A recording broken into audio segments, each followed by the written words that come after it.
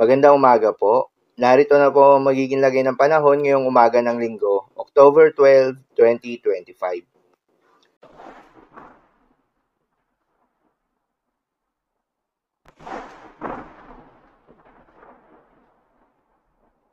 Sa kasalukuyan na tayong sa pag-asa, patuloy na umiiral itong southwesterly wind flow o yung hangin na nanggagaling sa may timog kanluran at nakakaapekto sa may western section ng Southern Luzon. Dahil dito ay asahan yung bahagyang maulap hanggang sa maulap na kalangitan na may kalat-kalat na mga pagulan o thunderstorms.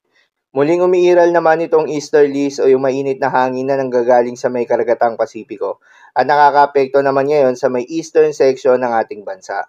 Habang sa nalalabing bahagi pa ng ating bansa kasama ng Metro Manila, ay asahan yung epekto ng mga localized thunderstorms. Dahil dito ay asahan sa malaking bahagi ng ating bansa yung generally fair weather condition, mainit at malinsangan na panahon sa umaga hanggang sa tanghali, ngunit pagsapit ng hapon o gabi, ay asahan naman yung mataas na tsansa ng mga pagulan o thunderstorms. Magandang balita naman dahil ayon sa pag-asa ay wala tayong binabantayan na low pressure area o bagyo sa loob o malapit sa Philippine Area of Responsibility na maring makaapekto sa ating bansa. Subalit maging handa at alerto palagi dahil sa mas mataas na tsansa ng mga pag-ulan at mataas na bilang ng bagyo na maring pumasok at makaapekto sa ating bansa hanggang sa matapos ang taong ito dulot ng umiiral na La Nina.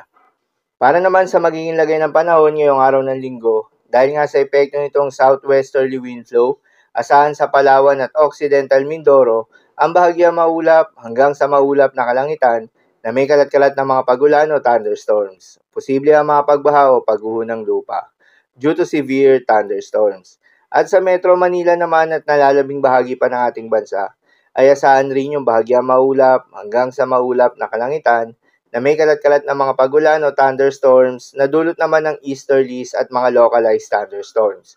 Posible rin ang mga pagbaha o pagguho ng lupa due to severe thunderstorms.